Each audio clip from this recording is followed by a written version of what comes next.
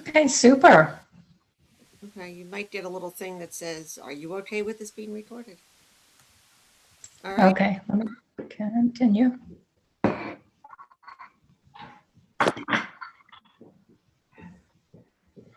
Okay, so I'll go ahead and kick everything off. Good evening, everyone, and welcome. My name is Nancy Kelley, and I got connected with the League of Women Voters through Natalie Pien, who is also on this meeting. And I'd like to thank the Environment Committee for this opportunity to present Project Drawdown to you all.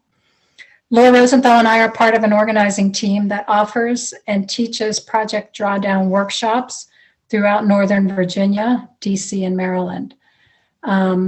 I was going to ask about the groups that everybody is representing here. So if you're representing a group or are involved in a climate team, green team, or any other kind of project other than the League of Women Voters, it would be great to know that too. So if you don't mind putting that in the chat screen, that would be great. So to kick off the presentation, allow me to introduce Laura Rosenthal. She's been presenting Project Drawdown workshops, both introductory and 5 sessions, which are our Getting into Action workshops since 2008, and will be our main speaker tonight. So Laura, go right ahead and get started. Okay, great. Well, thank you. It was so nice to meet all of you and to spend a little time together tonight.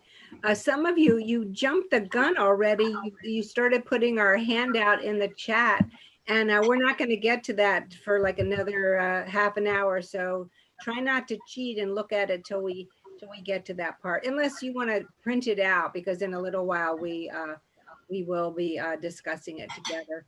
So yeah, so I'm Laura Rosenthal. I live in Greenbelt, Maryland, and I'm also with the Greenbelt Climate Action Network. And tonight will be a combination of a PowerPoint. We're going to watch a short video. We're going to discuss a handout, and just learn as this is an overall briefing about Introduction to Drawdown. So I'm going to share my screen.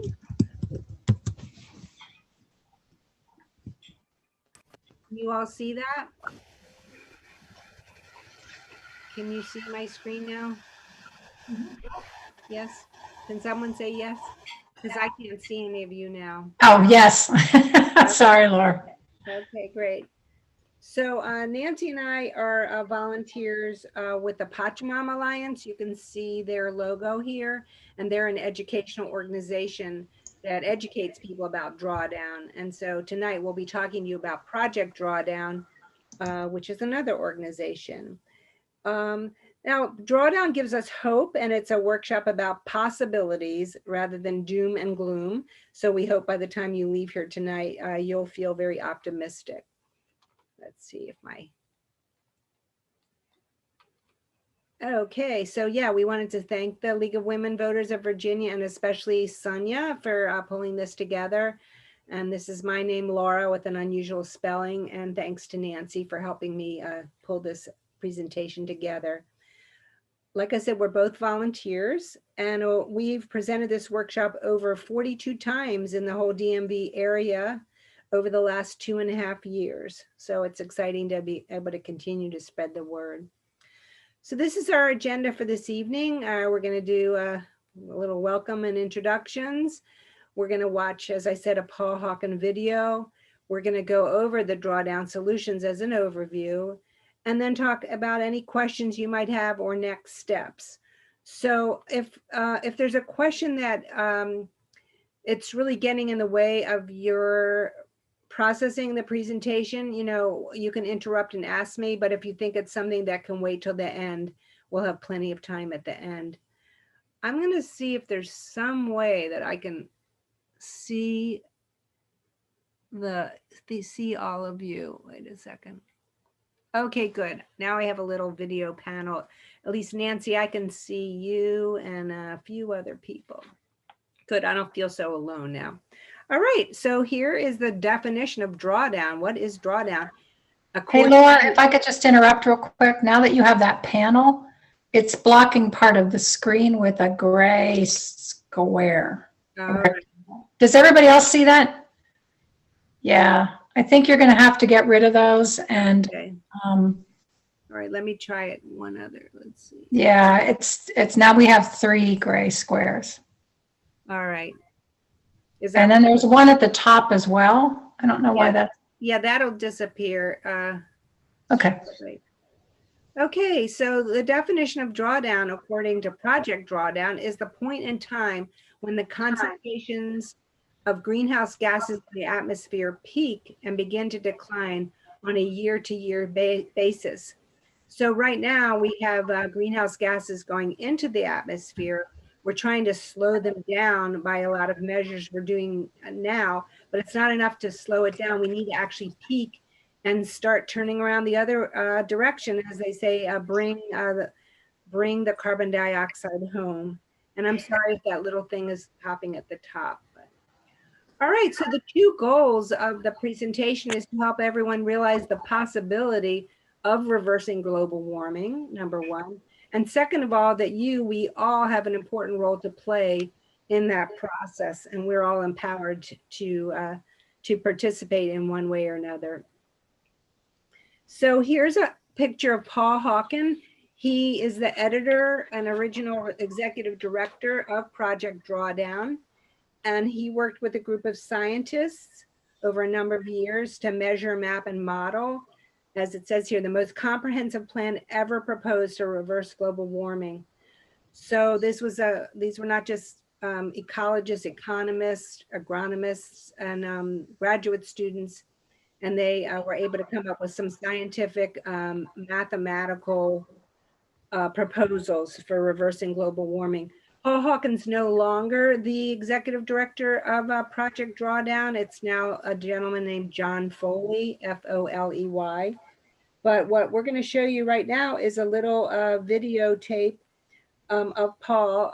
When the book came out in 2017, he gave an interview for the Pachamama Alliance. And one other thing I do want to say before we go on is that the solutions that were proposed together, as I said, will reverse global warming by 2050, but you can't just take a few of the solutions, you need to do all of them. And as I started to explain before, it's not enough to just slow our carbon emissions or stop our carbon emissions. We actually have to get below 0, and that's what drawdown is, to get in that negative range of carbon emissions. All right, so I'm gonna get rid of the PowerPoint for a minute. Okay. And I'm gonna look for the video to show you all. And I'm gonna take it back to the beginning.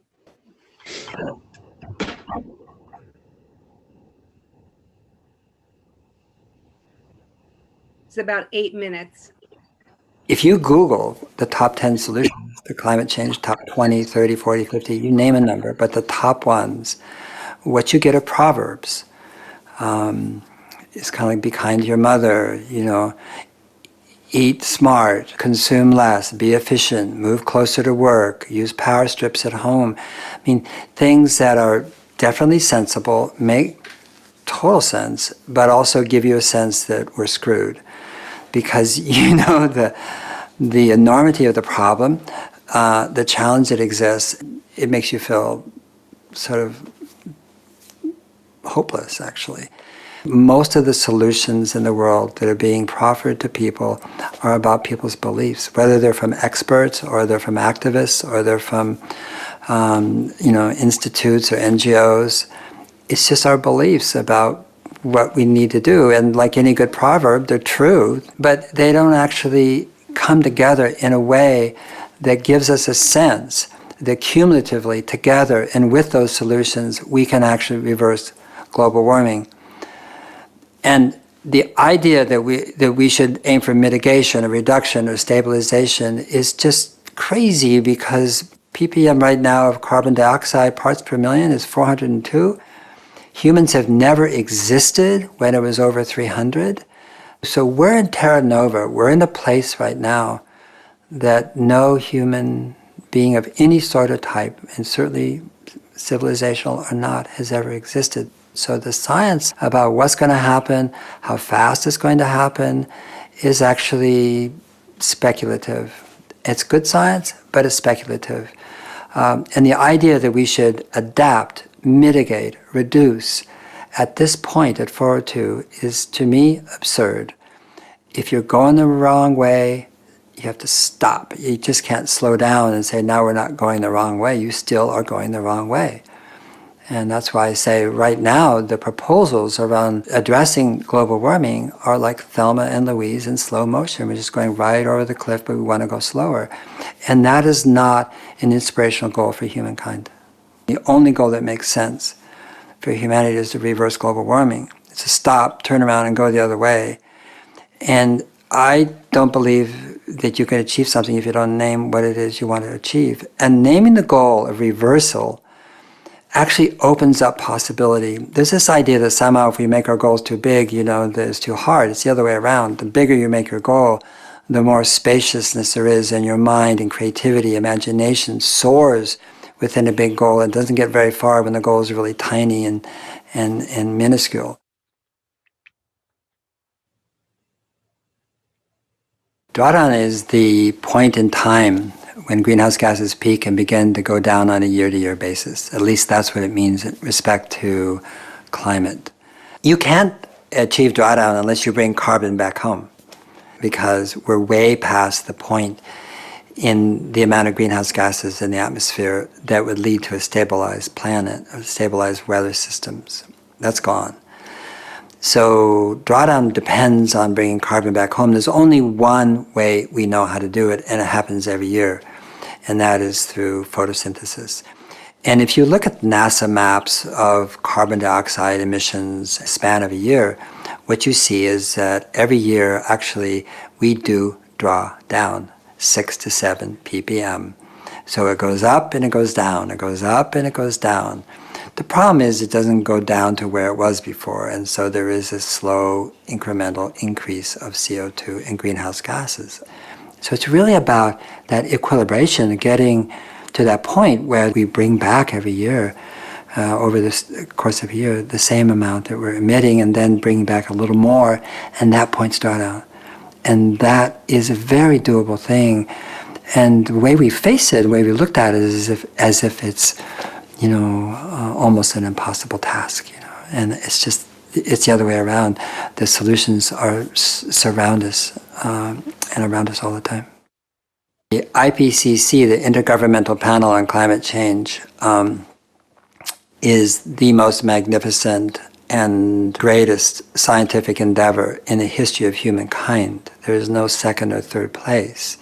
Given that, you would think that we would know what to do cold.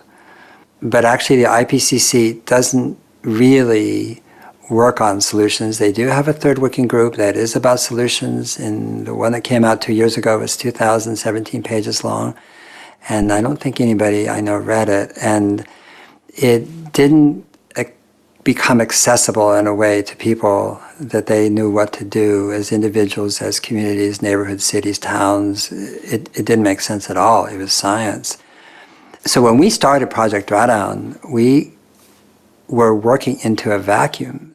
What we did is map, measure, and model extant, existing, practical, hands-on, W.W. Granger, everybody can get them solutions or do them, and see what would happen if they continued to scale in a rigorous but reasonable way over 30 years, and whether or not we could achieve drawdown, which is that first point in time when greenhouse gases decline.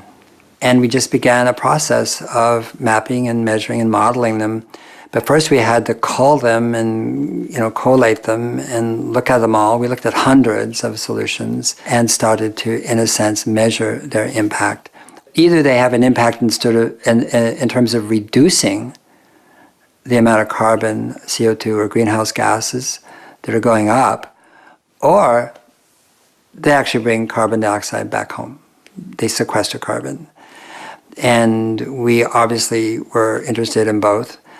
And in that process, we only used peer-reviewed literature to measure the carbon impact. We didn't use anecdotes or stories or narratives. And on the economic side, the same thing. We modeled both the impact and the cost and the savings. It's a very complex model. because every solution impacts every other solution in some way. It's one system, it's one Earth. One of the mistakes we make is by looking for constantly the top solutions and focusing on the top solutions. If you look at Drawdown, we have 80 solutions we measured and modeled and 20 more which are so new you can't model them. But so let's just stick to the 80 for a minute. Those 80, some of them in the 60s and 70s have a relatively small impact compared to the top 7 or top 10 solutions. But you cannot achieve drawdown, you cannot achieve reversal of global warming unless you do them all. So there is no small solution. That's the point. We need all of it, and we need to honor all of each other. And so when somebody looks at that list, it's what resonates with them. Everybody could probably resonate with food waste, just unconsciousness about purchasing, consumption. Okay, so where do they make sense to you? Where do they make sense to your community? Where do they make sense to your village or to your town or to your company or to your city or to your state or your province or your farm or your grassland or your cows? It depends on who you are and where you are, your culture. And in that way, you know what it is going to be where you can actually make a difference and accelerate the uptake of a given practice or technique or technology, rather than saying, therefore, you should do this. I don't have no idea what anybody should do. I know that people know what they should do when they read and understand something that makes sense to them.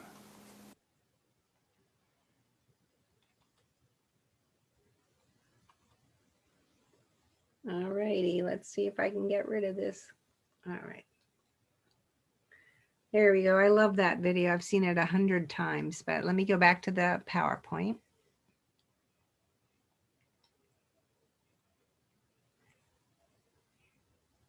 All right. My share screen is not cooperating here. 1 second. There we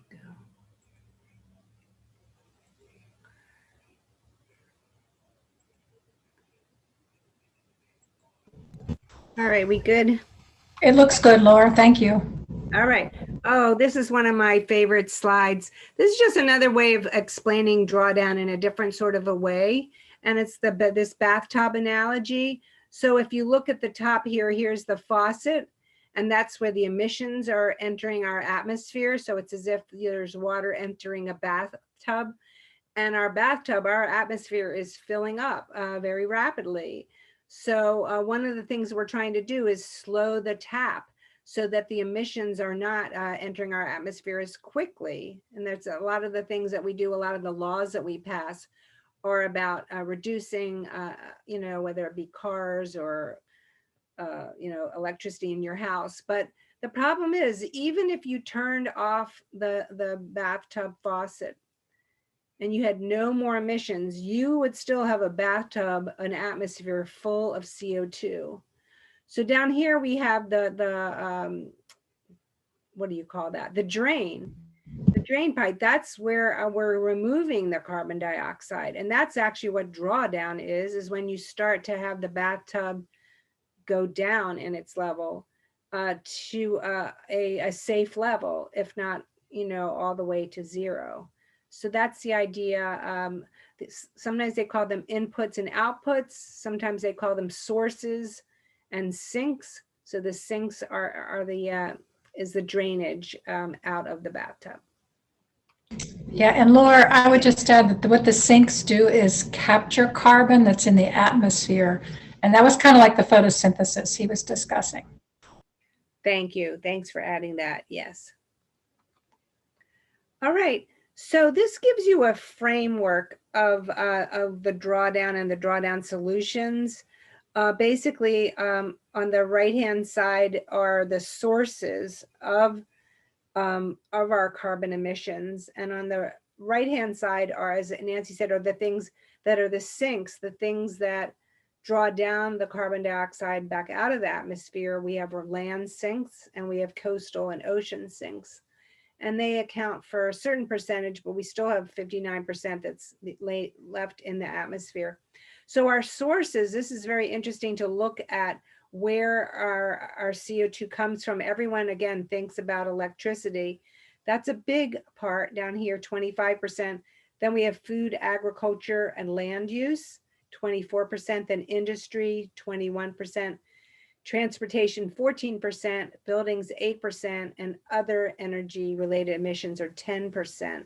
So when, like, let's say a county government were to come up with a drawdown solution, a climate action plan, you'd want to make sure that your solutions were addressing all of the sectors and not just the electricity sector.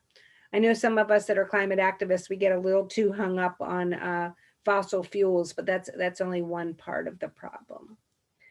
All right, so here's another way of looking at the climate solutions. Again, you can see these little boxes are divided up by sectors: electricity, food, industry, transport, buildings, and so forth, land. So if you look at these bubbles, these are showing the relative impact of various solutions. And again, so this one here, this orange one, it says shift production of electricity. So that can have a really big impact. The shaded area is like the maximum impact it would have, and the orange dark area is a more minimal impact. But look, if you compare that with addressing waste and diets, that circle's almost as big as the other. And if you put protecting ecosystems together with waste and diet, it would definitely be as big as electricity. So some of the other big ones are in industry, addressing refrigerants, in transport, shifting to alternatives, in buildings, shifting energy sources. And then again, here on the bottom are the sinks. As I said, we have the land sinks, which are the majority, and then we have the coastal and ocean sinks. And down here we have engineered sinks, and these are things for the future. A lot of people aren't trying to count too much on, for example, carbon sequestration, machines that take carbon back out of the atmosphere. But if you look at these land sinks, things like shifting agricultural practices using degraded lands, protecting and restoring the ecosystem. So these are very big impacts. All right, so now we have this handout here, and in a minute I'm going to stop sharing the screen, and Nancy's going to put this URL back in the chat screen. Many of you may have seen it already. This is a handout. I'm only showing you part of the handout, but you can see the full handout where all the solutions, there's actually 76 solutions now. In 2020, they reworked some of their models, and they went from 100 solutions to 76. And they're all divided up into these sectors: electricity, food and agriculture, industry, transportation, and so forth. So I'm going to stop sharing. Nancy, can you put the handout back in the chat? Great. And if you all want to take just a few minutes to just click on it, you can look at it online. You can scroll up and down since you now are control of your own. You can print it out. And I just like everyone to just think for a moment, you know, what are a few things that you're already doing? Like you might already be composting or trying to eat more of a plant-rich diet. What are some things that interest you? And if you could just take one moment when you look at the list, something that jumps out at you that interests you, and just type it in the chat screen. I didn't mention, but this is normally a 2-hour workshop, so we've kind of boiled it down to a 45-minute presentation. Otherwise, I would go around and everybody would say what their favorite solution was. But take a look at that for a few minutes. And I'm going to read Jennifer's message here.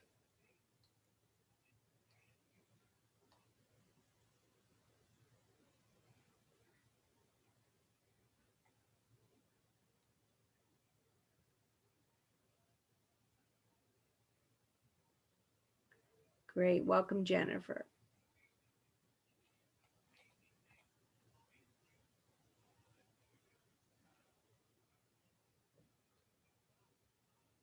Yeah, I'm not going to be able to explain all the solutions. I'm going to encourage you to look them up on the website. I'm going to put that in here.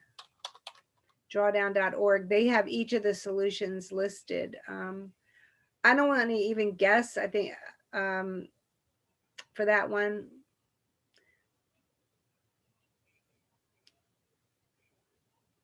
All right, so we only have a moment or two left. So yes, some of them are hot links, right? The one I just put now, you have to write down and type in yourself. But can everybody just type one solution that kind of jumps out at you as something that's interesting? Maybe something you have heard of, but you'd like to learn more about. Okay, Nancy, green and cool roofs.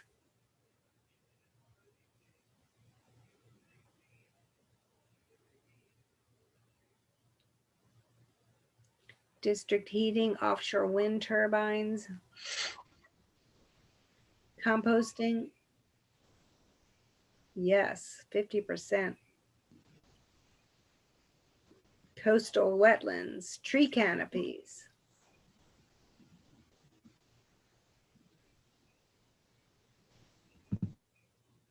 I'll wait for one or two more people and then we'll move on.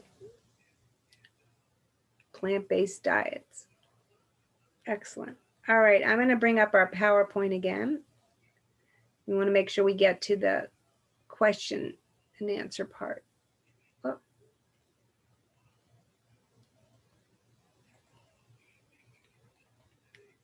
Okay, so here is just a couple of the solutions, just so you can see them in a visual way. So this is obviously electric vehicles and also electric vehicle charging stations. This is an important solution under transportation. Then we have a regenerative annual cropping, what they used to call that regenerative agriculture, but it's ways that you're using certain planting approaches that don't use fertilizer and so forth, and where the plants are actually drawing down carbon dioxide out of the atmosphere. No tilling and things like that, cover crops. All right, reduce food waste. That kind of relates to composting and also to a more of a plant-rich diet.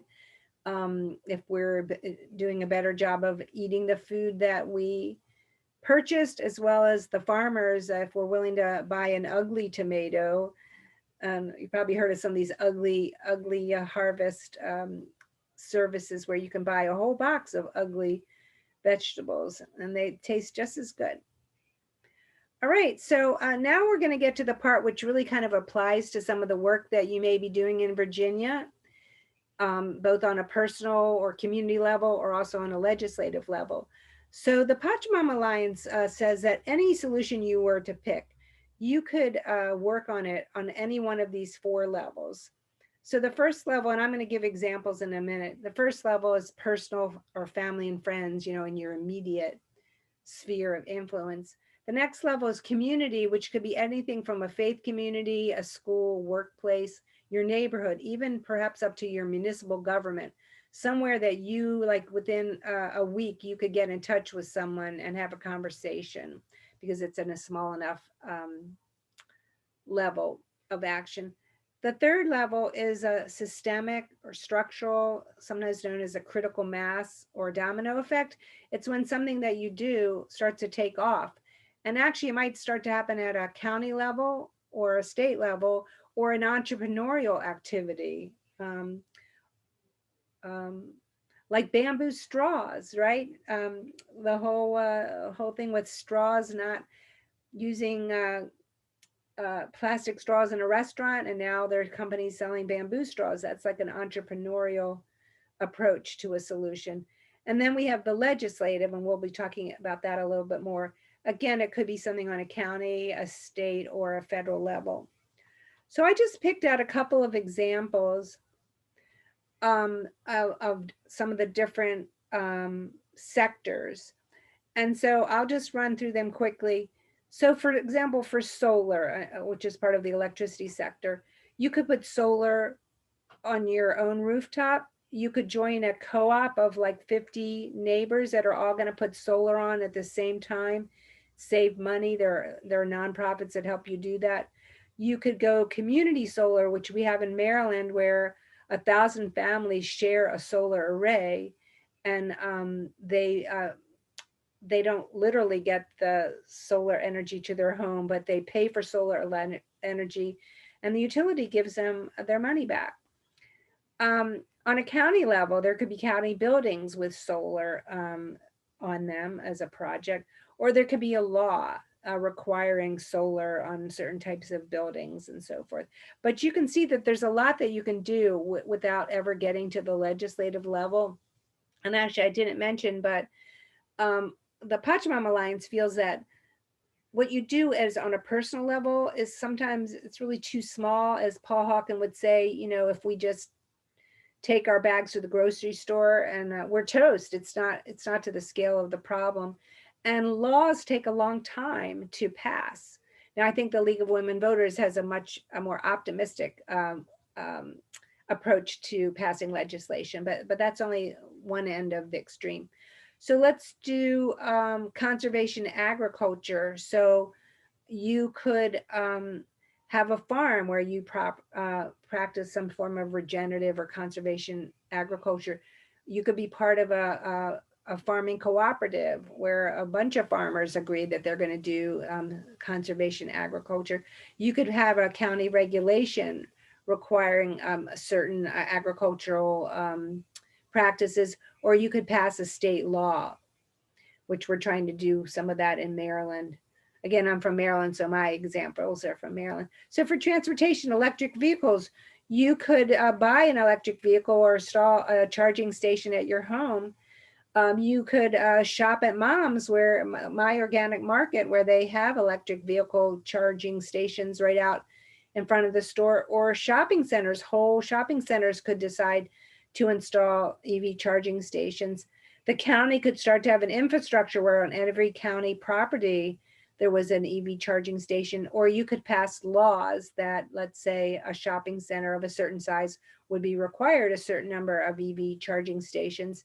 Just like by law now, you have to have handicap parking stations. So let's see, I'm going to just do one more telepresence. So very popular right now with Zoom. So you personally can be working from home as a request to your boss. Your whole office might have a policy about teleworking, or you could work for an agency where the agency had implemented telework policies, or there could be laws encouraging teleworking.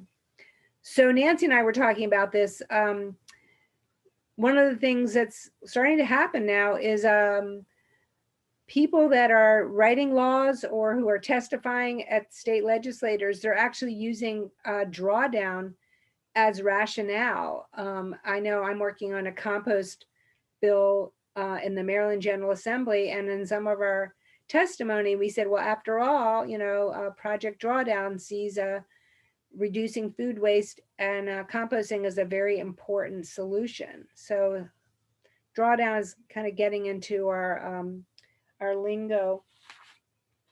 All right, so I'm going to just move on to the next slide here. These are just a couple of examples of having given this workshop what has resulted on various levels of action. So in Tacoma Park, some of the people that took a drawdown course, a 5-week course, they've been working with the sustainability office now of their town on reducing increasing recyclables, reducing plastic waste and so forth, and coming up with educational programs and so forth. I presented to College Park, and a number of the people were on the College Park Green team, and they actually did a gap analysis of their current sustainability plan to see how some areas were lacking, and that how following a drawdown framework would improve their sustainability plan. In Montgomery County, there's a young woman who is working with the Montgomery County Libraries, and she's convinced them to put climate change book displays in all of, or in several of the libraries. And these aren't like Earth Day displays. These are like year-round displays of books that you can take out of the library. I presented up in Howard County to the Sunrise Group. I don't know if you're familiar with the students calling for a Green New Deal. And they took on a project to educate their neighbors about availability of composting in their county. It depends on which trash route you're on. You can sign up for curbside collection. And then finally, we presented to the Mount Vernon UU congregation, and they started something called I think it was MCAT, the Climate Action Teams. And they have like 10 different teams working on different climate solutions. And many of them are things that they're able to do in their own congregation, like reducing use of plastics, teaching people about plant-rich diets, having potlucks, vegan potlucks. And they even won an award for the work that they're doing. Nancy pointed out to me recently that on a Dominion Energy, we don't always love Dominion Energy, but they have a place on their website where they're saying that they are incorporating drawdown solutions on their corporate facilities, and they specifically mentioned drawdown as their rationale. Yeah, it's specific to the refrigerant management, the air conditioners in their facilities, that they're using that as a guide to monitor and reduce those. Great. And I just have 2 more slides, then we'll open this for Q&A. So yeah, I was very excited to hear the Rotary Clubs, the Rotarians International, came up with this magazine cover in April of 2019, Climate Solutions Within Our Reach. And the whole magazine talks about drawdown and shows how Rotary International, it has been implementing a lot of solutions, even I guess before they heard of drawdown, but solar projects in other countries, farming projects, you name it. And they recently started a group called SRAG, Environmental Sustainability Rotary Action Group. And so they have chapters that are devoting a lot of their energy to environmental sustainability. And finally, there is another organization, it's called Solutions U. And this group is of, I'm going to read what Nancy told me. It's a toolkit for us teachers. And it's a project of Solutions Journalism Network, which is a nonprofit organization that seeks to rebalance the news, providing readers with critical reporting on society's problems and stories that explain how individuals, institutions, and communities are responding. So if you look down here, these are like teaching modules, and they took the exact solutions from Project Drawdown, and teachers can click on one of these modules and there are articles to read and information to discuss. So that's very exciting. And there's a number of different high school programs and so forth that are starting to design a drawdown curriculum for the schools. All right. Well, I talked fast. I got done 4 minutes earlier than I thought. So I'm going to open it up for Q&A, and yeah, and then we can talk about how maybe your environmental group would like to take this and run with it in some way. So I guess we're a small enough group. I think I can see everybody on the screen if you reveal your face. And if you wanted to raise your hand, or if you really don't want to be shown, then I can look at the little participant list if you want to raise your hand that way, or you can use that wave reaction here. You can use that and raise your hand that way. And also I would add, Laura, if people are more comfortable adding a question in the chat, I'm happy to read that and then we can respond. Excellent. Thank you. So what do you think of this? Are you optimistic? Are you skeptical? What do you think of these solutions as a way of working together to reverse global warming?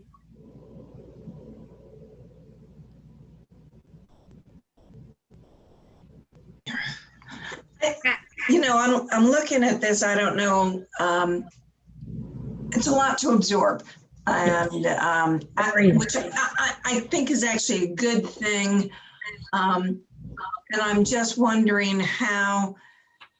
So one of the things I had put down in the chat was that I am a member of the Norfolk Environmental Commission, which is part of it's one of the city boards. So because I'm part of a city board, as far as that goes, I'm just wondering how much the city is already doing this. And I think that would be looking at this. I'm hoping that maybe this will also give us a way of, at least from my perspective, a way of looking at what the city is doing and, looking at it to see if we are doing optimization of these things. And sorry, there's a dog barking in the background. That's what they do. We Well, love Carrie, dogs. you bring up a really good point, and I think it's something I kind of breezed through a little bit. But the way I see it is that any one person like yourself, you said tree canopy, right? Can think about tree canopy on different levels. So you could decide that you're going to plant a tree in your yard, or you could work with your faith community or school or something and say, let's have a tree planting day, or raise money to plant trees in Africa or something. But then like you're saying, you could also go to your municipal government. You might actually have a committee, like in Greenbelt, we have like advisory committee on the trees, and find out what the city is doing, what their current tree canopy is. I know in Maryland, we have something called Tree Beautiful, where there's actually a sign when you come into the town and it says what your tree canopy is. Like we have a 63% tree canopy in Greenbelt. Or you could decide that you wanted to investigate something on more of a county level or a state level. Like, are there tree conservation efforts going on? And who's in charge of that and how's it going? So it all depends on sort of what scale interests you, and the higher up you go, the less impact you feel that you can have. So maybe you'd want to stick with the city level. What city do you live in? I'm in Norfolk. Right. So you could probably contact a city manager or someone in an environmental department or whatever, find out what the tree canopy is of your I town. actually know what it is. Okay. So what is Yay. It's 70. We're at 73%, and Virginia Beach which is where Carolyn Kaywood is from, lives, likes to talk about, we've got this new tree canopy and these new tree replacements. Norfolk's is better. Yeah, we're very competitive down here. So are you hoping to make them even better, or are you hoping to educate other people to keep up with your town? Or we actually we need to increase it. Large trees in particular, we have a very, very large flooding issue here. And that's true in most of Southampton roads. Norfolk is actually a little unique because it's second to New Orleans in flooding. So it's really got a huge issue here, and trees are part of that solution. Because particularly large trees absorb up large amounts of water. So it really is part of the solution, as well as it's the way of keeping things cooler. right.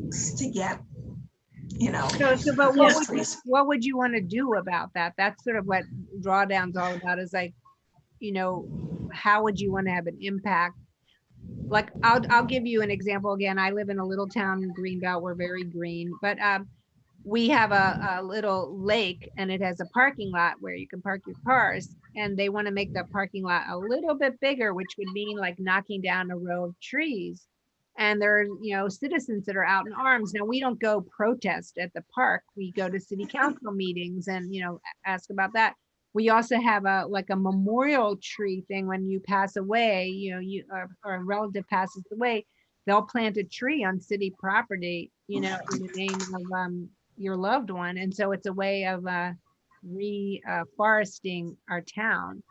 So it's a matter of finding like something that's discreet like that is manageable, Yeah, and kind of on a higher level, Carrie, we do have that Greenbelt gap, not Greenbelt, the College Park gap analysis. We have a copy of that report. I don't know if that would be helpful to share with you, so you could see what they were doing at a county level to address. I'd love to see it. Yeah, I think it's really helpful because they cite drawdown solutions in that gap analysis.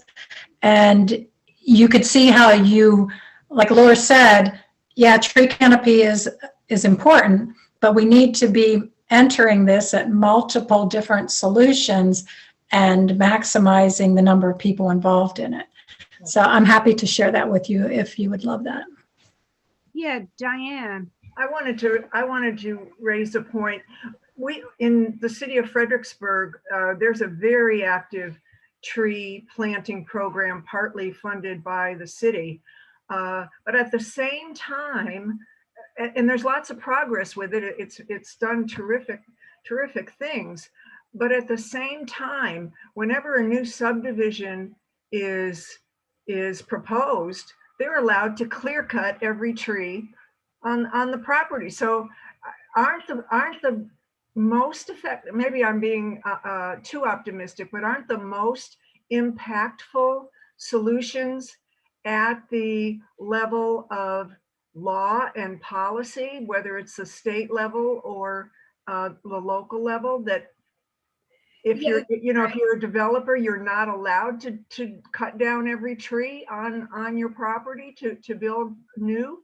Right. So something on a legislative level, whether it be on a city, county, state, or federal, right, it's going to have a bigger bang for your buck. But a lot of people, a lot of activists go from personal directly to laws. And they're like, well, I'm not going to the state capitol, so I can't be involved with climate solutions, where there are a lot of ways you can. Right. And so it is a matter of ordinances about cutting down trees. But also, for example, again, this is sort of entrepreneurial. Certain builders are going to want to draw you to their properties because they've left the old trees, and it makes the townhouse community more attractive.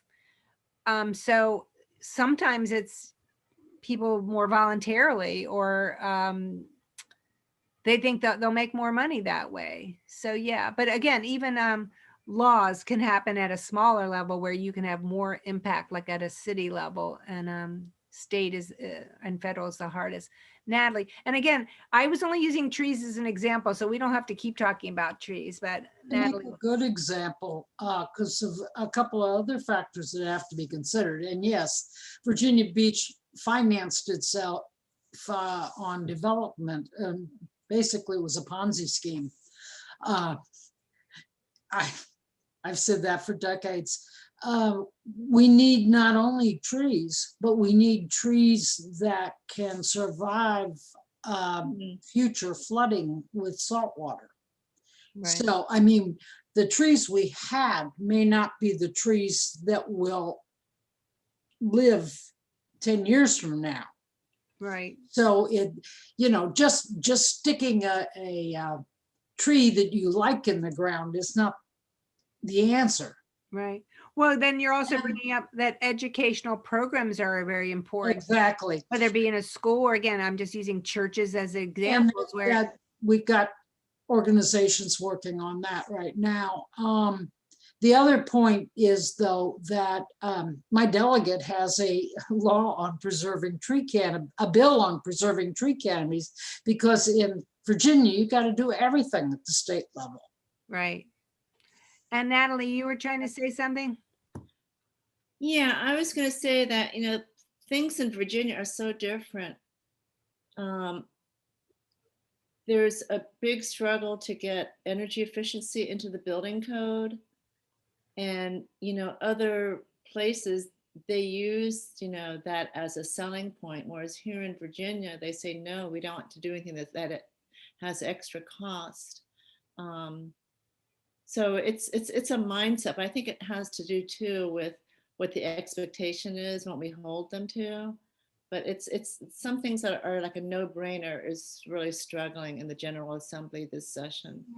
But, It would be, just from a state of Virginia perspective, it might be a good thing to sit there and look at some of those things, because Norfolk has a new building code regulation that does require a lot of the efficiencies that are there. And so I don't know if they were able to do it because they, Norfolk and Virginia Beach, Chesapeake are all very large cities and much larger than everyone else's cities. But it may also mean that the counties in Northern Virginia are much bigger. So I don't know how those two things are kind of interacting, but I do wonder if, because Virginia is very particular in how they do laws.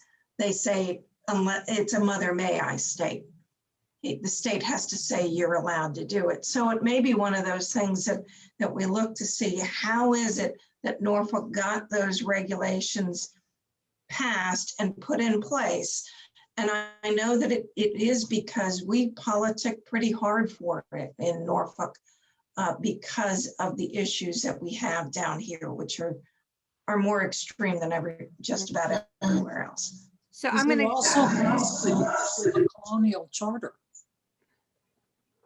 It may also be that, and that's why I say it would be worthwhile looking at why we were allowed to do it versus, so that when, Natalie, you get somebody saying, oh, the state won't let us do it, you can end up saying, no, that's not true, or so-and-so got to do it, why can't we? right. I push things that way.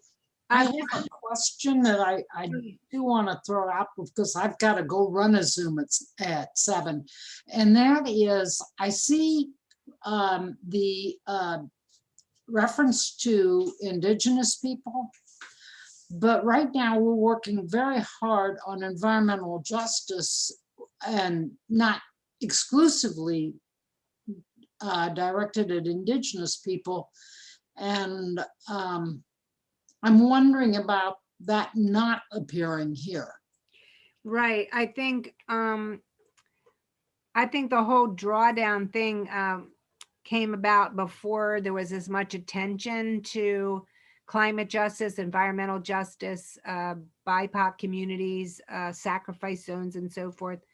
So I think that can be worked into any of the work that you do, but the actual drawdown model is more based on just scientific measurement about which solutions have the most impact. How you do that, is sort of left up to the individual. Now we only have about 5 minutes left, so I want to change the conversation just a little bit. I just want to help you be aware of what Nancy and I are offering to you. And one is that your League of Women Voters group might decide as a group you want to take on some type of a project together. It could be some kind of like legislation that you're all going to work on together, or investigate in your respective towns or something. It might be that you'd want to have your environmental group sponsor a full 2-hour workshop with Nancy and I, or even a 5-week course, which helps you take a solution and really put it into action. Or it could be that you want to put on some type of workshop for all of the League of Women Voters in your area, not just the environmental group. So we're here to provide either guidance more on like a consultative level, continuing our discussion, thinking about ways we could actually move forward on some of these solutions, or as an educational program for a larger group or for a longer period of time. So does anyone either have any questions or comments? I know Sonia can't talk. She can only type tonight, but Yeah, and the other thing is if everybody's comfortable sharing their email address, I'm not sure how we would get those. I can put my email address in the chat. We can send you the presentation as a PDF, and we can also send you the handouts, which include the kind of rainbow that shows you the sources and the sinks, and then also that next slide that had all the bubbles on it that talks about the degree of impact for each one of the solutions. So let me ask Sonia. Sonia, do you have the email address of everybody that came tonight, either in the way they registered, or you just kind of did an email blast and people just came? yeah, I think it was, who was on earlier? She was what'd she call herself? The Zoom nurse. I love that. Oh, hi. No, it's Joan. I said I'm the Zoom nerd. No, I thought you said nurse, like to nurse Zoom along. No. We have the addresses of everyone who is on the environmental committee.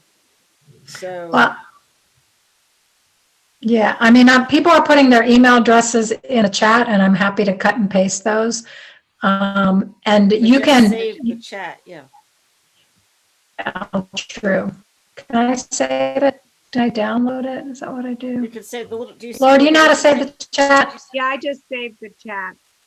I'll Okay. save it again before we all hang up. Okay. Because then I'll just go ahead and send, once we have the presentation in PDF format, we'll send that. We'll send the 2 handouts, and then you'll have my contact information, and you can reach out with any questions. Or, if you want to engage just in conversation, we're happy to do that as well.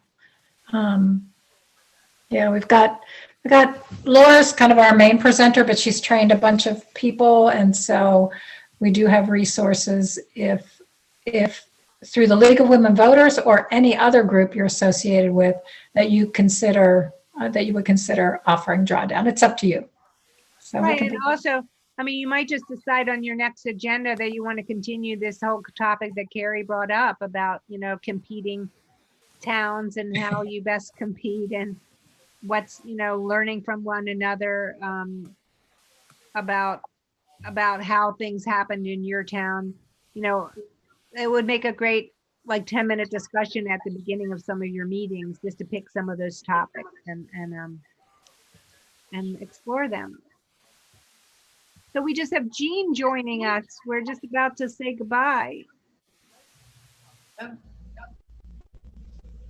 Hey, Jean, I'm Laura. I was the presenter this evening.